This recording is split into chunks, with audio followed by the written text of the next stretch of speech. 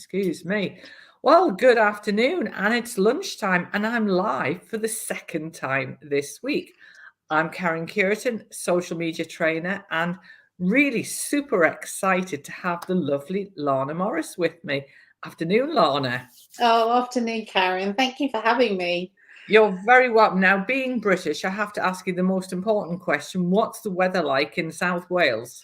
It's beautifully sunny, but it is so cold. So, yeah, wood burners on and keeping nice and cozy. It's exactly the same here. I looked out of my office window this morning. My car was absolutely frozen solid. And it was one of those days that I thought, yeah, I'm pleased I don't have to go anywhere today. I'm just so pleased.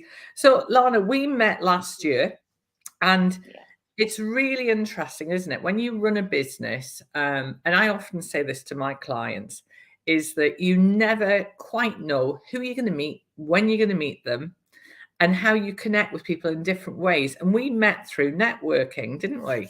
We did, yeah. It was, and I think that's what's so powerful and great about networks, isn't it? Because you get to meet so many people and from different parts of the country, because we're obviously in very different locations.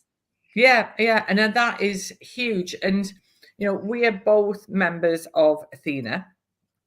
And I was talking, it was my local Nottinghamshire Athena network meeting yesterday.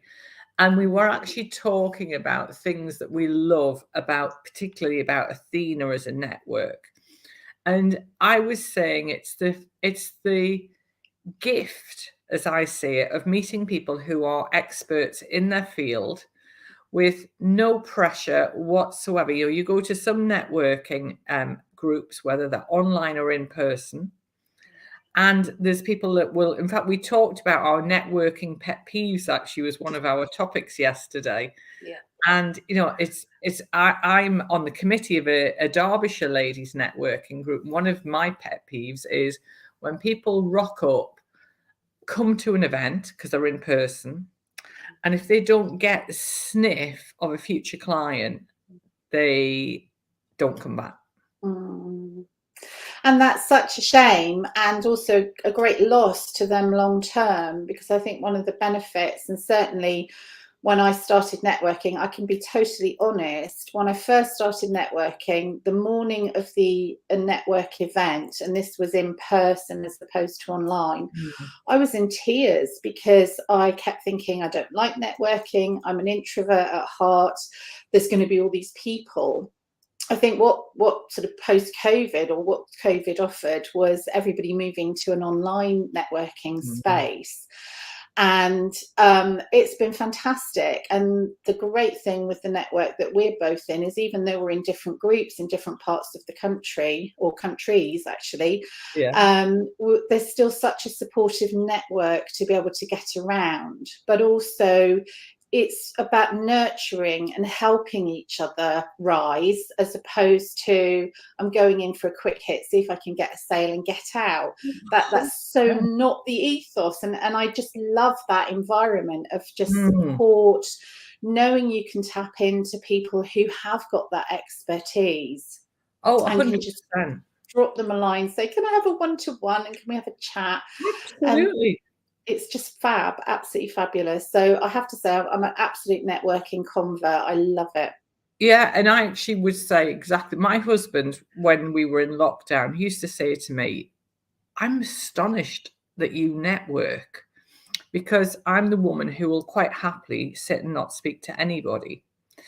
I'm an introvert, extrovert. I think when I'm in a community that I feel safe and I'm happy and I'm comfortable, I'm quite happy. I mean, I always laugh. People always laugh at me because I tell them I flew all the way to Australia by myself and only spoke to cabin crew because I had to.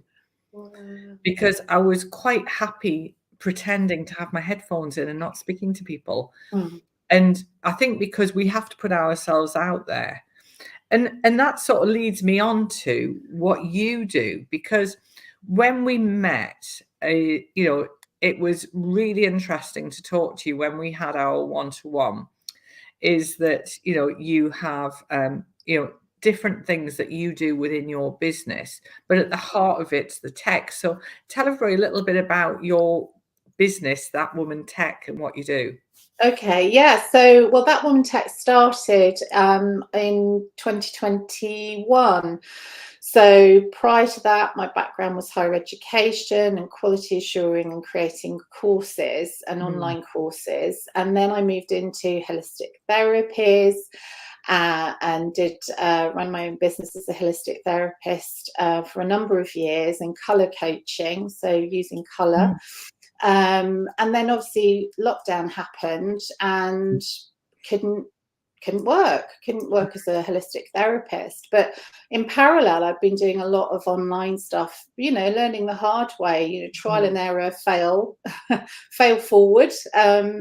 And over time, people had started coming to me informally saying, can you build a website? Can you help me with my online course?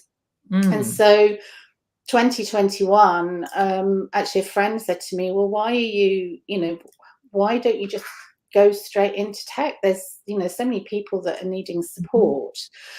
So that's what I did. So I thought about, well, who can I best serve? Because, there's so many people. But for me, it was spiritual practitioners, because I know the language. I'm part of the community, holistic therapists and educators. And so I decided, okay, there's four key streams really to That Woman Tech. The first is helping people with their WordPress website builds. The second is I run a concierge service. So it's a done for you service that involves both website, but social media, and pretty much anything that's related to helping somebody's business grow, where they just don't have the confidence or the time actually to do the tech, because they went into business to offer their specialist skills and knowledge. And sometimes it's the tech that's holding them back and they don't want to get caught up in that. They want to deliver their service. So those are two streams. The third one was providing one-to-one tutorials. So if people were finding it difficult with getting a sales page on their website, or using Canva, or any of the tech tools that can help them promote and develop their service for others. And then obviously the fourth one was online courses, because that was something that I knew a lot about. I've had a lot of experience and knowledge with, and it's lovely to be able to help people convert their expertise, knowledge and wisdom into something really tangible and transformational for their clients and customers. Wow, sounds like you're one busy lady then.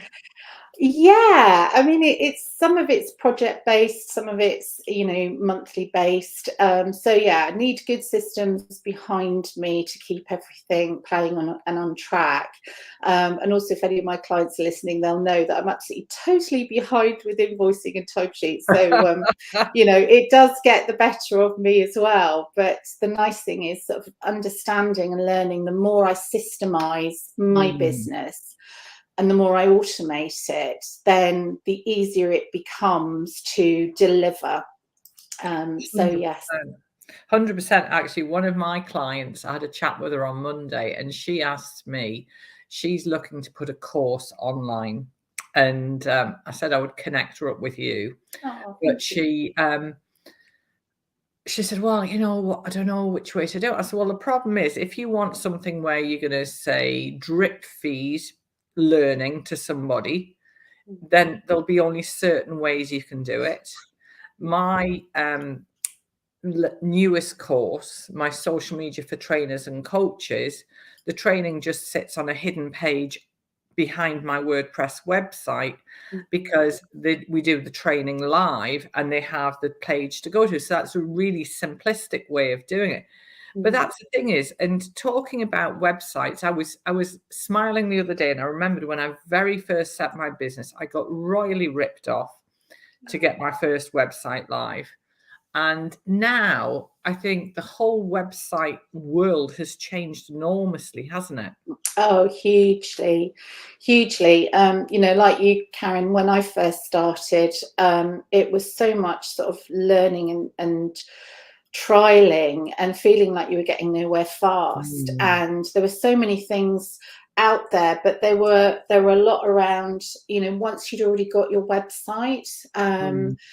Whereas now there are so many things out there. There's all-in-one systems. There's things like WordPress with plugins. There's so many integrations now that we didn't have when, you know, I was starting out in sort of 2012, 2013. It's lovely to see so much opportunities of tech to support you, but you still need to know where to start, what you want, who you're trying to connect to, why you're wanting to do that, and then find the how. Because as you know, there's just such a lot of stuff out there. Well, that's the problem, isn't it? That's why they need people like you to help them navigate it. You know, I often talk about, I help people navigate the social media maze, but you're helping them navigate that tech, because you look at it and I think people get into complete overwhelm about what sort of website to have. You know, like I said to this client of mine, are you looking to take payments through the website? You want to have Stripe or something, or go cardless sat behind it? Oh, and she said, oh, I hadn't thought about that. And this isn't my area of expertise, which is why I'm always interested to speak to people like you. And then we've got this challenge now, haven't we? Because we've got websites, you know, I've just applied, interesting enough, I've applied for a grant because where I live is classed as quite rural. So I've applied for a grant for a new website because I rebranded in 2021. And the branding's just been added to my website. It doesn't look right. I'm not happy with it. And so I applied for a grant to have a brand new website. And it's like, you know, you sit there and you go, wow, there's this cornucopia of options. In addition to that, in the mix, you've got tools like Canva. You've got tools like Trello. I've got clients who absolutely love Trello. Everything goes in Trello. And actually, I use Trello with my VA, my virtual administrator, the fabulous Angela. And then you've got the other element is AI into the equation. How are you finding the whole AI? Do you think people are seeing it as like a solution for everything? What are your thoughts on that? It's interesting, isn't it? Because, you know, I think we saw such an explosion with ChatGPT sort of kicking off last year. And I think everybody sort of rushed to start playing to see, okay, what's its capability? I'm in two minds. I think when I first started with looking at AI and testing it out and playing with it, I think it was exciting because it saved so much time. But I quickly came to realize, and I think this is where most people are beginning to move to now, is it's not, you've got to know actually what to put into ChatGPT or, you know, Bard or whichever platform you're using in order to get the best out of it. And I think that's where people sometimes stumble, because we don't necessarily think, how are we structuring the prompts that we put in order to get the best possible result. And I think the second thing is, when, you know, if you think about, and I know your absolute expertise on social media, but I think, you know, a lot of people sort of thought, oh, great, you know, this will sort my social media problems out. I'll just, you know, put in, give me 10 posts for Instagram, and then I'll just copy and paste it into my Instagram feed. And, you know, and it looked great, but within weeks you could see what's AI generated, and where authenticity, the human voice and your sort of own thinking has, you know, got lost in the rush to put lots of stuff out. And so I'm kind of in two minds. I love the fact that the speed at which it can do things.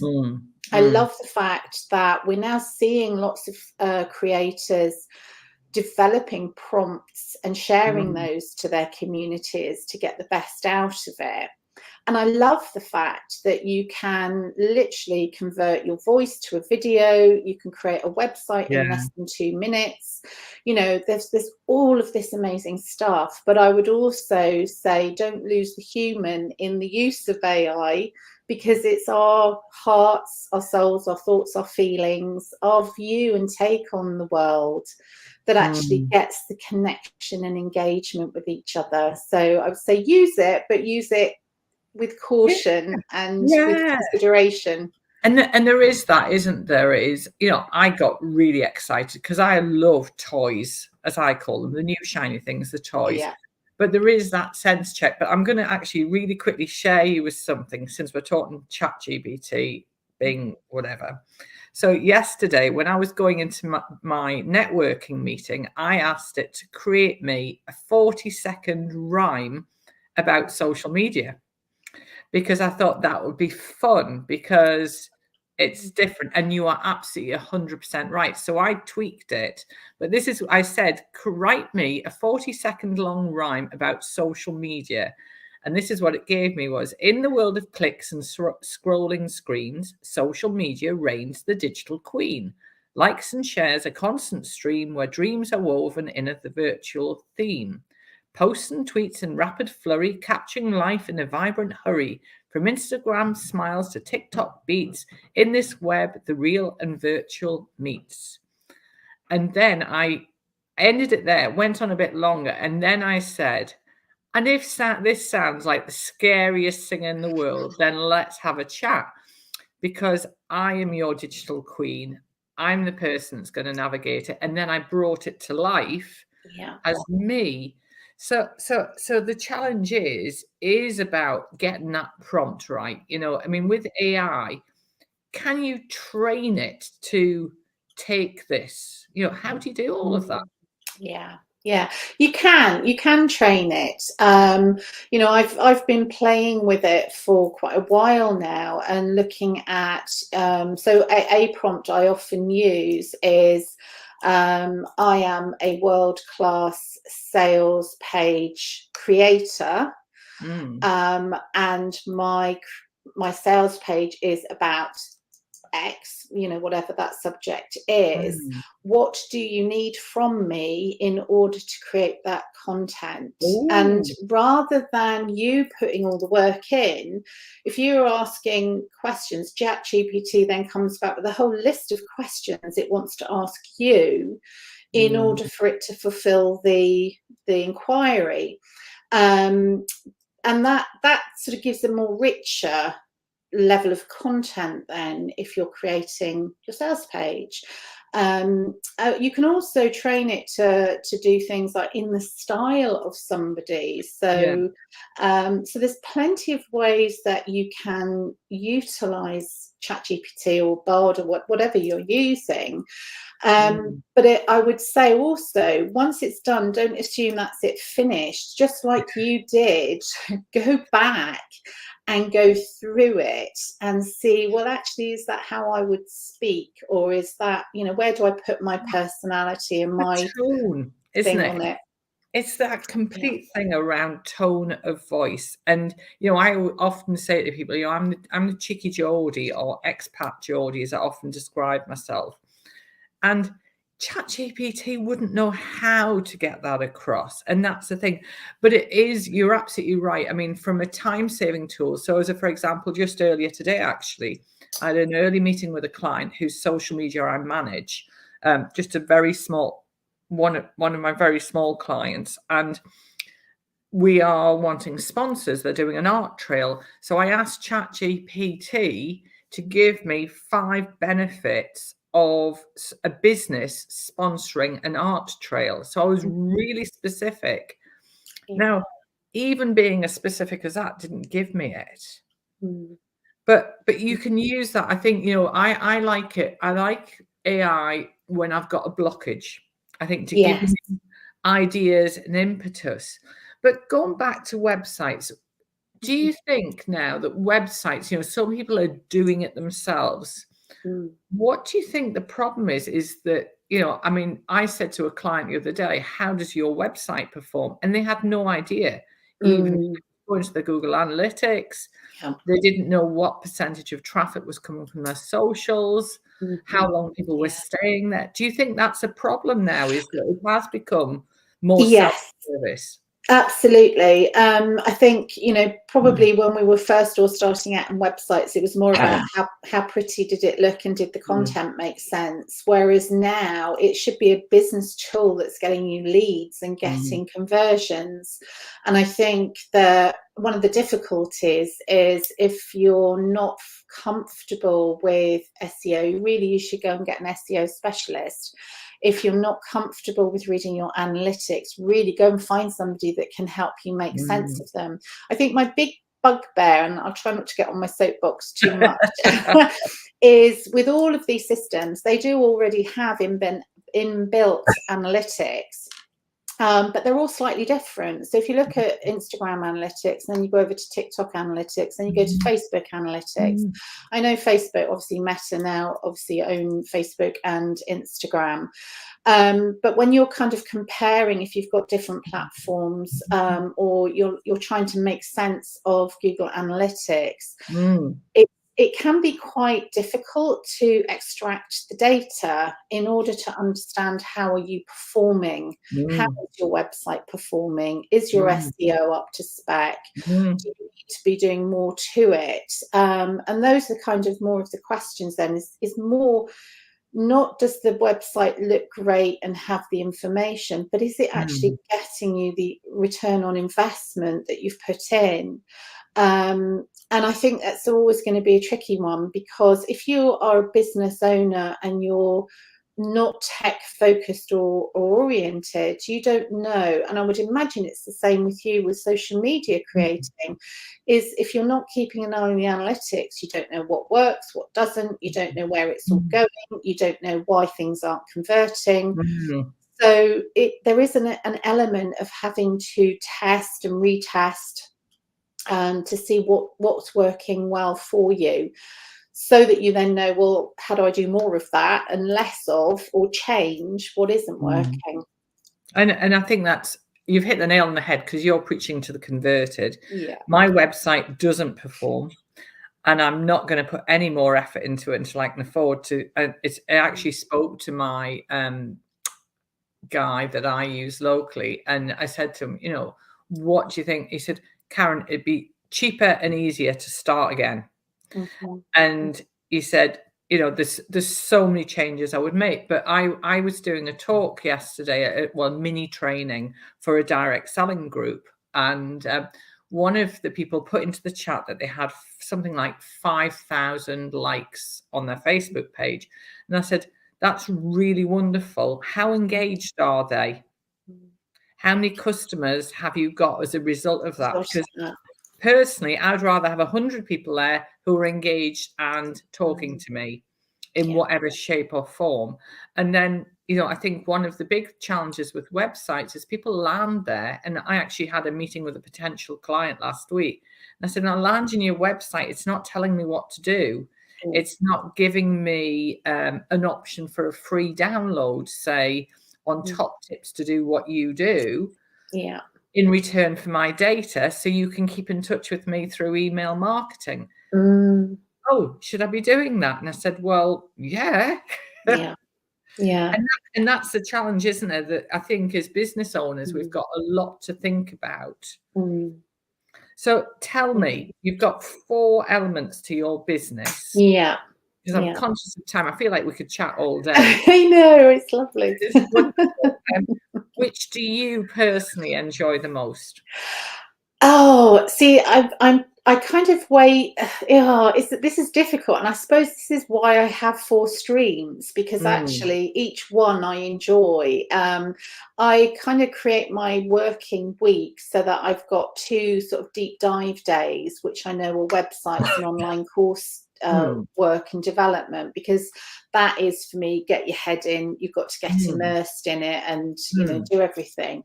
But I love the concierge, because that's very varied.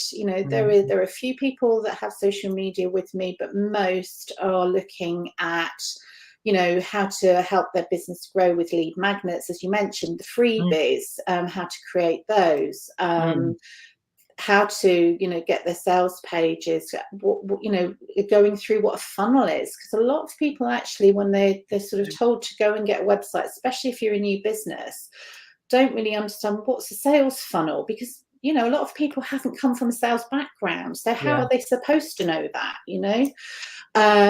So I love the ability to help bring a website to life with somebody and get the structure in place for them to springboard from. The concierge I love because of the variety. There's always something different happening. The online courses is my kind of former and consistent passion, because I love to see how people get their knowledge and expertise out to their audience in a way that they're happy, the audience is happy. And again, I know we're short on time. My big beef on that one is often we see so many people create these online courses, which are fantastic, but they forget about the student journey. You know, if the student is coming in, or the learner is coming into this environment, very much like you were saying on the website, what do I do next? Where do I go to? Often the student journey kind of gets overlooked. I don't think it's a conscious thing, but that's a massive thing around retention. Huge. Yeah. So yes, that's I can't tell you that I've got one. It's like having 4 kids and being it is. They've all got different personalities, but they've all got so many special bits around them as well. That is the thing. So one last tip I would like, one last, not let's say tip, thought from you. Somebody's got an existing website and they want to make it work better for them. What would you suggest if they were short on budget? What would you suggest they did? Get an audit. Get somebody to sit down with you, or get them to have an audit of your website, come back to them, have a really good in-depth meeting, set aside 2 or 3 hours, really look at what's working, what's not, what can be improved, and like the advice you've got, should it be scrapped and let's start from scratch, or can this be reconfigured in such a way that helps it flow so that you get conversions? Because that's what your website's for. It's another tool to get you clients, and so it should be working as such. Absolutely. That is brilliant advice. Lana, thank you so much. I do feel like genuinely we could still be talking this time tomorrow. But thank you for joining me from Deepest Wales today. And I'll pop your website below in the comments once we finish today. And so if anybody wants help with Lana, I can already think of a couple of my clients that need your help. Then please make contact with Lana, because she's highly expert in her field. Thank you for joining me, Lana. Oh, thank you, Karen. It's been an absolute pleasure. Thank you. Thanks.